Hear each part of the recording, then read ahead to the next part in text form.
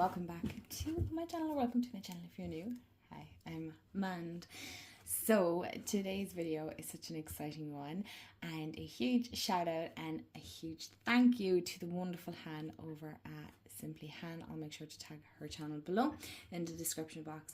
She has created an amazing tag, which is the tarot emoji match, which is matching decks in my collection to emojis, which, as any of you have noticed, if you've noticed, that I love using emojis. I am lethal when I'm messaging or typing back comments or anything like that. I love using emojis. They just add to the comments. So again, thank you to Han. I can't wait to have the decks picked out. I have kind of looked over the prompts, but I haven't, put too much thought, so it isn't scripted or nothing like that. It's completely my own opinion on this. So do go check out her channel. She has tagged more channels to do this tag, and yeah, I am letting whoever wants to do it go do this tag. It's amazing. And yeah, we are going to get into this. I am so super excited. So let's showcase some decks that I feel like matches the emojis that Han has picked out. Again, this is such a fun tag, and yeah, grab a snack, grab a drink, and we shall get into the video. Also, before we get into it, I wanted to showcase this. I thought this might be cute to put my decks on top of. My great grandmother actually crocheted this. Now I can't crochet at all. I don't even know how. So I thought this would be so super cute to lay down here and to showcase some of my decks on top of it. So you're right. Grab a drink, grab a snack, whatever it is to get yourself comfortable, and we will get into the prompts. Prompt number 1 is the artist paint palette. Now, I'm hoping my editing skills might allow me to put said emojis in the video, but if not, just, look at your emojis and find the artist paint palette. And this is a deck with your favorite art. And so I had to think about that for a minute, actually, because I have a lot of decks with a lot of amazing artwork that I absolutely love. And yes, I have bought decks solely for art as somebody who likes to create and collage and stuff. So I realized, okay, so it's more along the collage line of art, even though I like all art, really, to be honest. I'm definitely more hinging on kind of that vintage feel. I don't have the terms, I'm not an artist, so I have no idea. But the deck that I did pick, that I feel like kind of represents the art that I love and the art that I create, but with my own twist, would be the Rosebud Tarot. The Rosebud Tarot. And this deck is by... It would be great if we had an artist's name, or creator's name even.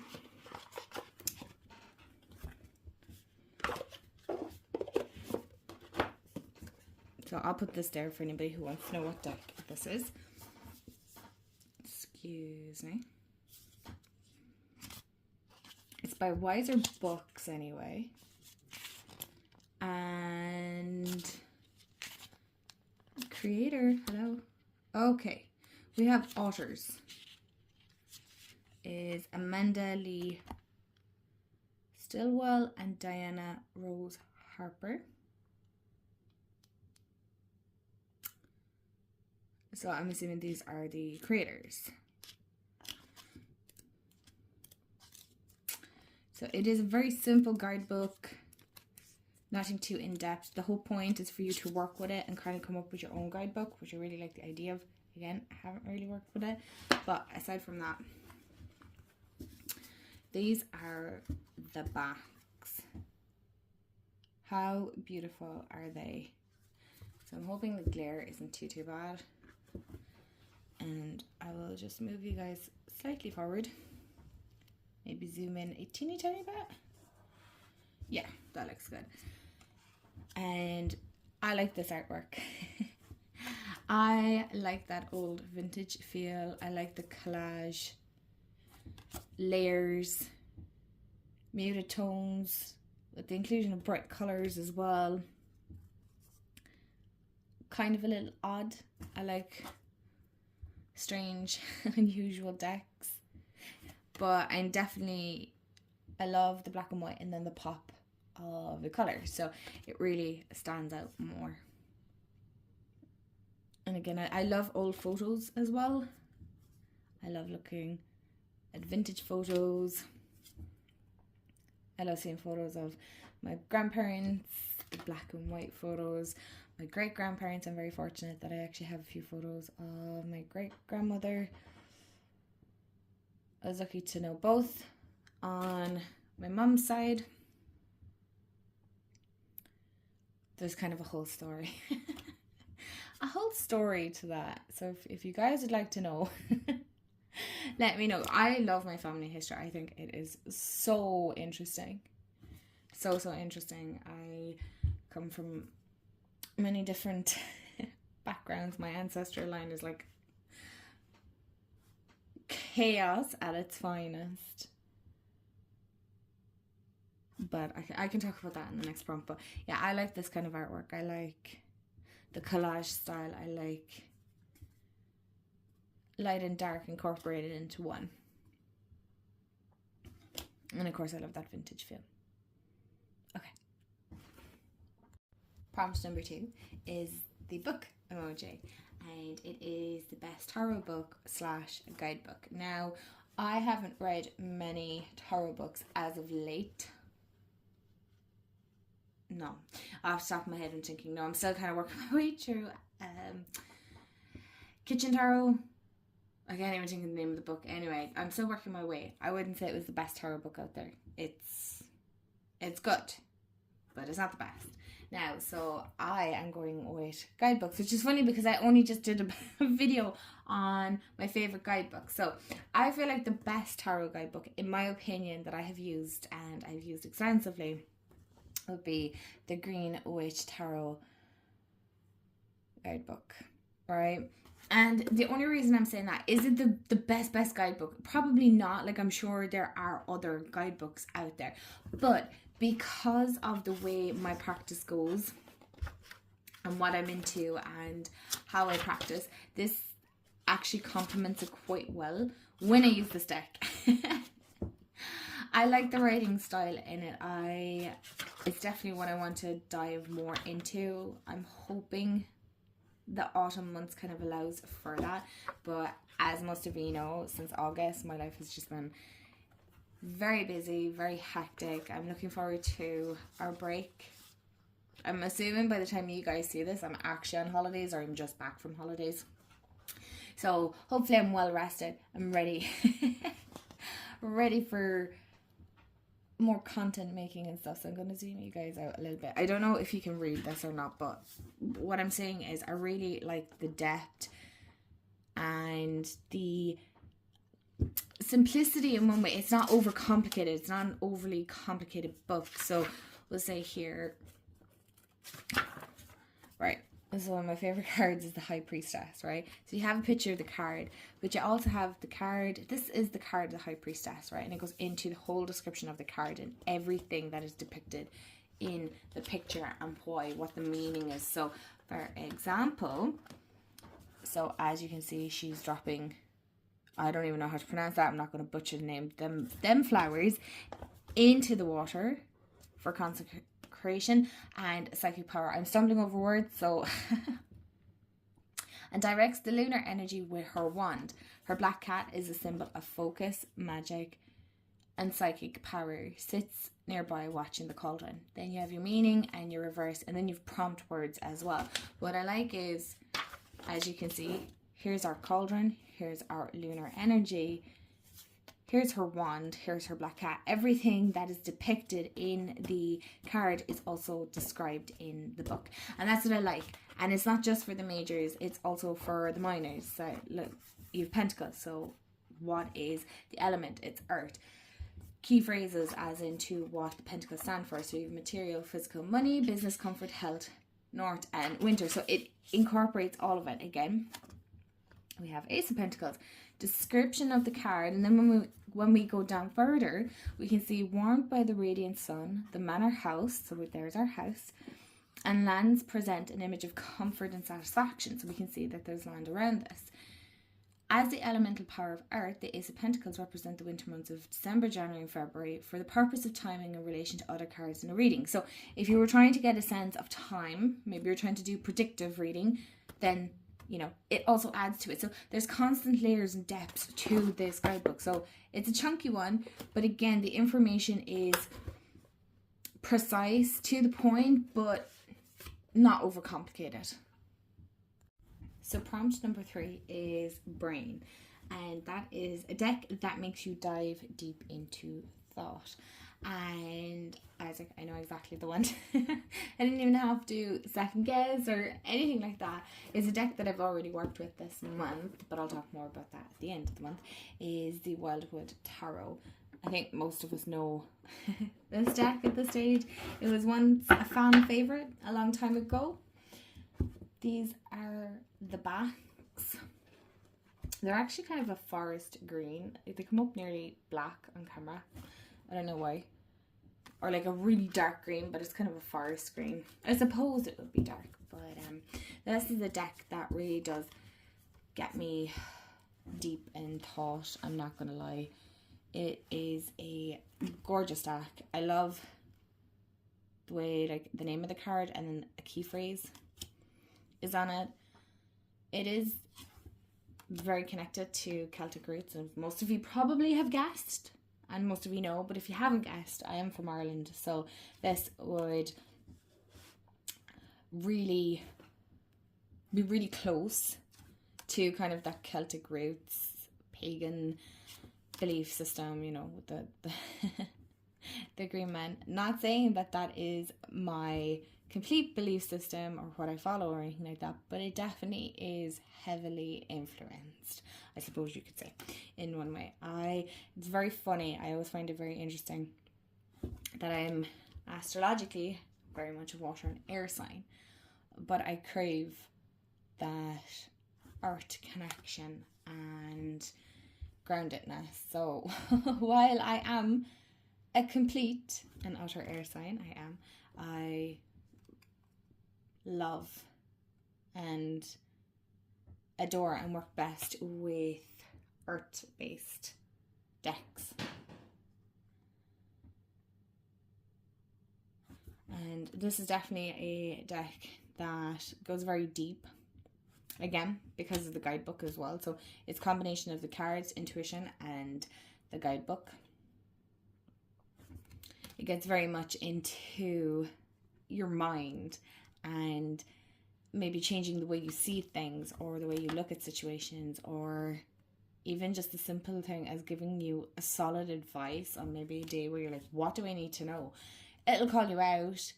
It's not a hand-holding deck. Well, it will, but it'll drag you through some moments too, going, come on, pick yourself up. We ain't got time for this.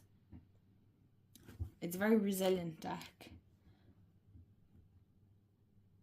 It's a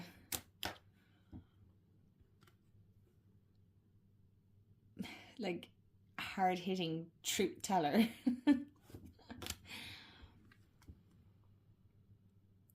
And I love that. I love it for it. It's like rest, but in one way it's nearly being forced to rest, you know, that kind of way. So, and I love this, like, boredom.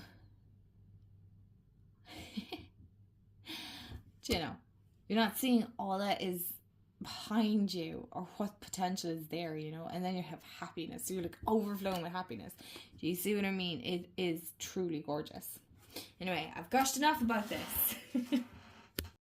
Prompt number 4 is coffee/tea, and it's a deck that makes you feel cozy. And it's so funny. When I'm doing this, I'm actually currently working with a very cozy deck that I am so thoroughly enjoying, and it fits this season so well. I really love it. I love it so much. So, and that is, and I don't have the box on hand, so Cozy Witch Tarot by Amanda Lovelace, if I'm correct. How cozy are those backs? I mean, I love that. love this. And yeah, it is totally a deck. I'll just hold it this way. That is so super cozy. It's like a warm hug. I could just sit down and pull cards from this actually all day. It's not a deck that I feel like you need to rush with working with. It just speaks so clearly, so loudly, and I love the way you've the title of the card, and then you also have you don't see how your passion makes you glow, or light a fire underneath your cauldron and go go go. You know, it's so super cute. It's probably not everyone's cup of tea or coffee, and that's okay, but I love the coziness of it. It's like so, it is definitely an autumn winter feel, but if you want that cozy feel in spring or in summer, it's another fantastic one to work with. It is just so, I suppose in one way relatable, because it's kind of how most of our day-to-day lives are, you know. Like when life gives you lemons, make enchanted lemonade. I mean, why not? I love this card very, very much because it reminds me so much of my own dog, Tom, who unfortunately passed away a couple of years ago. And it's just this card always makes me get really teary. But it's in a good way. It's in a good way. So yeah, this deck is so super cute, and I love the fact that Tommy has made an appearance in it. And I really appreciate that. So, and no, it just reminds me of my dog. My dog looked exactly like that. A little bit rounder. I'm not gonna lie, she looked a little bit rounder than that, but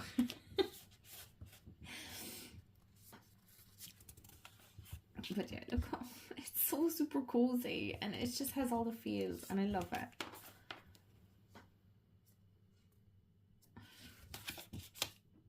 Like, it's just simple and straightforward and to the point, and the art says enough, you know. You can totally get the messages that are coming up in it, and I really, really love it. And it's so super cozy, and who wouldn't love to curl up with a coffee or a tea and just flick through, even just to see the artwork. It's like, I love that. I mean, if that was me in a card, it'd be that one. Hoodie, ripped jeans, pendulum in hand, like, you know. A solitary witch, true and true, for sure. Prompt number 6 is crossed swords. So a deck you use for ancestral work. Okay, so I love ancestral work, and as I mentioned at the start of September, I really want to dive more into ancestral work for my practice for this season, and probably for winter as well. I'm not going to lie. Oh my goodness. Please don't fall. So I did a lot of ancestral work I should say. I'm trying to think, 2-3 years back, give or take, when I had that bit more time and I could like dive into it a little bit more. But you know, as most of us, life got busy again, and you know, certain things in our practice probably fell to the wayside, and it wasn't on purpose. I still work with my ancestors, it's just not as in-depth as I would like to. I would love to have a more in-depth practice, so it's definitely something that I want to sit and work on. Again, that's something I will do when I come back from my trip. So the one that I love working with, and there is another deck that I did use doing ancestral work, but this is one that I got actually specific for ancestral work, is the Relative Tarot. And I do believe it was actually, yeah, made for it. It's the Discover Your True Potential by Connecting with Your Beloved Ancestors. So it is one that was made with the intention of connecting with your ancestors. So I actually keep it in this bag on my ancestral altar. And so if you don't know, I come from a very mixed background of Irish, Dutch, Indonesian, and there's probably more there, but for the most part that would be the most prominent connections I would have. My great grandmother was from Indonesia, she was Dutch Indonesian. My Uma, my grandmother, she's Dutch Indonesian. she married a Dutchman, so my mom is Dutch and my mom married an Irishman. And so I am a complete mix of all of them, which is genuinely, it's such a privilege to have such a colourful ancestral line. Honestly, I'm very, very blessed. And as I was saying at the start of this video, I knew two of my great-grandmothers, but one of my great-grandmother, and it is a story I do want to tell sometime down the line on my channel or on my Instagram, I'm not sure which one yet, about one of my great-grandmothers. So technically she isn't like blood related grandmother, right? So it's not like true marriage or anything like that, but my opa worked on their farm. He unfortunately had a really bad farming accident, and so they took him in and she became like his foster mom, and they practically raised him. And so we've always just known her as our great-grandmother. We always called her Oma, and it made no difference to us whatsoever. She was his mom.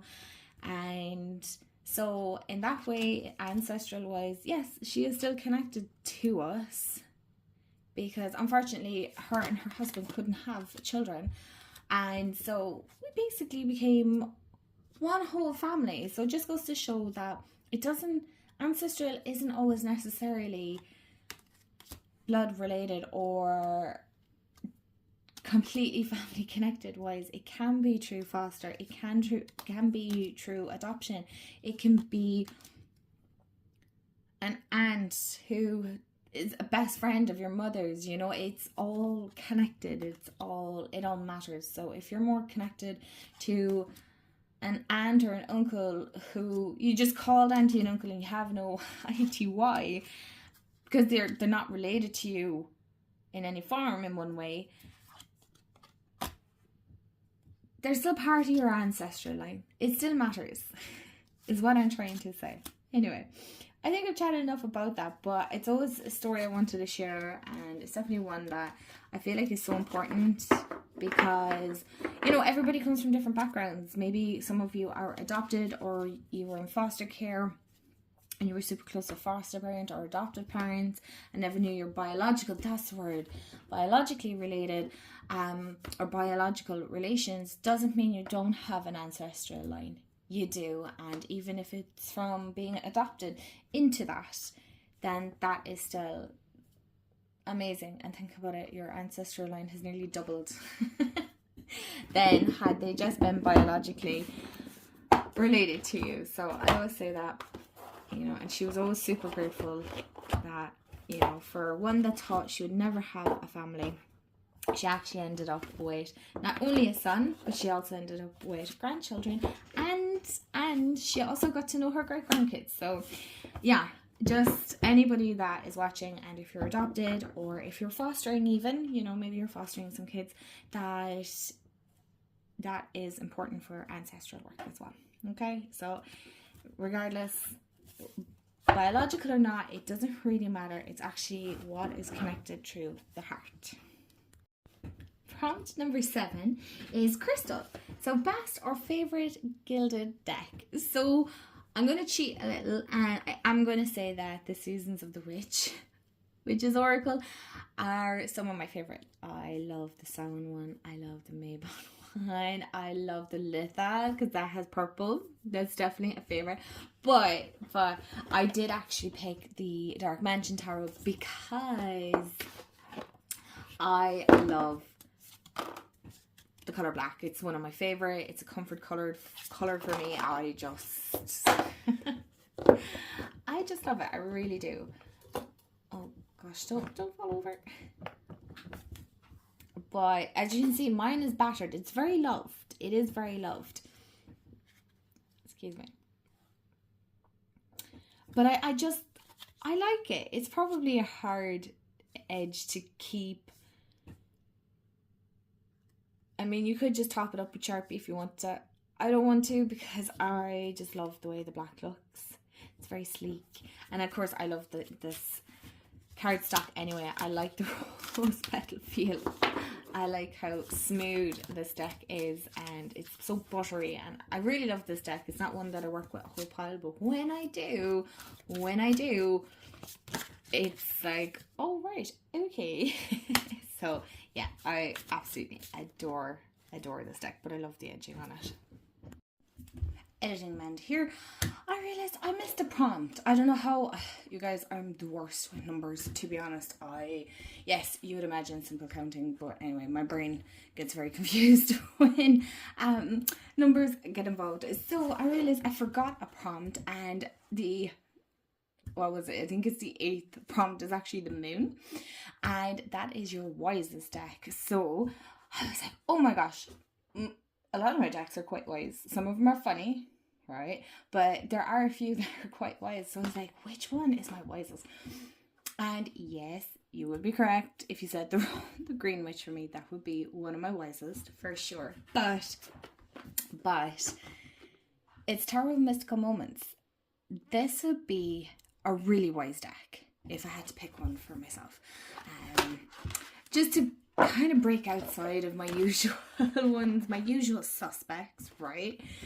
I really like the Tarot of Mystical Moments. Excuse me. It is such a great deck, and it's not one that I see too many people talking about anymore. And it is a wonderful deck. It is genuine. I can't put it down because the glare is so bad on this. It's a beautiful glossy deck. The gloss is so needed. The gloss finish is so needed for this deck to pick up the beauty and the vibrancy and the genuine wisdom that is actually in it. It's a very odd deck, for sure. There's no denying that. It's a very unusual, a weird deck, but it is extremely wise, and the readings I have gotten from this are so insightful and a little odd. Definitely a little odd. I do realize that this isn't for everyone. That's okay. Again, I do realize that my taste in decks tend to vary. They might follow a certain trend, alright. As you can see, I'm very much into the witchy aspect of decks and very grounded in this, but I also like the very weird, unusual, and probably one that a lot of people be on the fence about getting. I can understand that, but I really like this. It's such an incredibly insightful deck, and like I said, it is genuinely such a rich and wise deck. It's definitely a deck that shouldn't be underestimated, that's for sure. So like I said, I have a couple of decks that would fit this category. But I said I'd go with this one. I love this. Oh my gosh, I'm looking at it now and I'm like, I really want to work with this deck now. It's been a while. It's been a while since I actually worked with this deck. So anyway, yes. On to the next prompts, which should be in order now. So prompt number 8 is Island. So deserted island deck. So if you're stranded on an island, what deck would you have with you? And I had to think about this. A lot of you are probably like, you picked the Green Witch. I thought about it. But I was like, you know what? We're on a desert island and I really want something fun and cute and just cozy. So I actually picked Boo Tarot. Maybe some of you are actually surprised. Maybe not. Again, it's not really a deck I talk a whole pile about, but I really love this deck. I mean, look at these backs. You couldn't be sad on a deserted island if you had this deck now. And I love the way with the majors there's that like hollow look. It's one of the few indie decks that I actually own. It was one of the few that I didn't mind splurging on. And I don't regret it to this day. I don't regret it. But I love it. I love this deck. So it is one I would bring to a deserted island because it's just so damn cute. There is no other reason. I mean, I suppose if you didn't want to bring an indie deck, maybe the Kawaii Tarot, it's the only one I can think of off the top of my head that I have, would work probably pretty good with this. maybe. But I just love the cuteness. And I love the little ghosties and just the imagery. I love the artwork. I know there's an oracle deck with this. So I'm like, ooh. Do I need it? No. Do I want it? Yes, maybe. Maybe. It's so cute. It's just so damn cute. And I love with this deck, like, it is in French as well. But you have like the little symbols here to indicate that it is a pentacle or wands or swords or cups. Like, so yeah, I would bring this to a deserted island. It's so cute. It's so cozy. It's not island vibes whatsoever, but it would keep me happy. So prompt number 9 is plain, just fitting, and it's a deck you use when traveling. So this is kind of an interesting one because I don't actually travel a whole pile, and if I do, I either bring too many decks depending on how I'm traveling, because sometimes we sail and sometimes I fly. So flying, I have to restrict what I can bring, and then sailing doesn't really matter as such. I can bring whatever. When I went to Scotland last year, I brought the trick or treat because we went around October time, so that was absolutely ideal. I don't have it on hand, but it is a mass market deck. I know when I went to France before that, a couple of years, I actually brought the Everyday Witch Tarot, which is on hand here because it's the one I use for my readings for others. I really like how this deck reads for others. Of course, it's the High Priestess. So I did bring this one when traveling. So I do feel like when traveling, you're probably better off going with a mass market deck. For the reason being is, gosh forbid, if something happened, you can replace it. Now, I couldn't see that happening, but on the off chance that it does. But yeah, this is one that I brought to France. I really loved it. I still love it. It's one of my favourite decks. But I don't know if I'm going to be bringing one on my next trip. Solely because I don't know if I have time, and to be honest, to be brutally honest, I kind of just want to check out of my practice for a while. I want to take a break from my decks. I actually just want to be immersed in being on holidays and not have to worry about pulling cards, or, well, it's not even worrying about, I just, sometimes I really don't want to. I might bring a deck, but you see, I'm both tarot and oracle, so how do I pick which one? Because I can only, technically I'd only be able to bring one. Ideally, I don't want to fill my whole suitcase with decks. Tempting, but no. So I thought about it, and I was thinking maybe Tarot of the Witch's Garden might be a good one. I'll actually just put it out of the way for a minute. So these are the backs, and I'm going to put this up kind of close because there is a glare. There is a slight gloss. It is that linen finish. And I was thinking maybe it might be nice for my next trip. But I don't know, because it does kind of hinge on a little bit of fairy tale.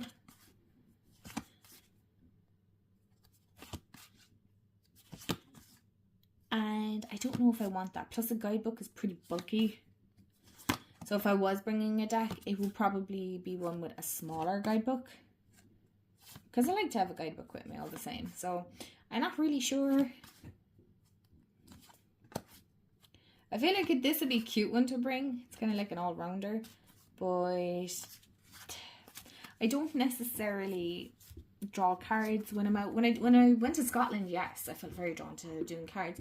But when I was in France, not really. I didn't really draw out my decks or put out my decks all that often. So I don't know if I'm going to do it for this holiday, to be honest. I'm kind of looking at my decks going, no, there's none that I really want to bring with me. So I don't know, unless you guys can maybe help pick a deck or two, but I don't know. I'll see. It's not the be all and end all. You don't have to bring decks with you when you're traveling. And last but certainly not least is the ribbon emoji, and it's the last deck that was gifted to you. And I kind of had to think about this because like, oh, what was the last deck that I got. And it was actually the Bridget Oracle. My wonderful fiance bought me this for Christmas, and as you know, I love this deck so much. If I could get into it. It is created by some lovely Irish creators. I've talked about this, I've done a walkthrough and the likes. But yes, my wonderful fiance got me this with the diary as well by Mumana. And there you go. It's by Dr. Karen Ward and Bernie Sexton. And this is all connected to Goddess Bridget. And I love that. It's Celtic goddess and matron saint of Ireland. And I love the fact that there is literally an oracle deck dedicated to her and her alone. And I love it because it covers kind of all aspects of Bridget. It's definitely one goddess that I want to dive more into, because seeing as it is connected to my own country, so it is one that I want to connect with more. But yeah, I was very fortunate that I have a wonderful partner that listens so well. He's so attentive, honestly. He's amazing. So I'm very lucky.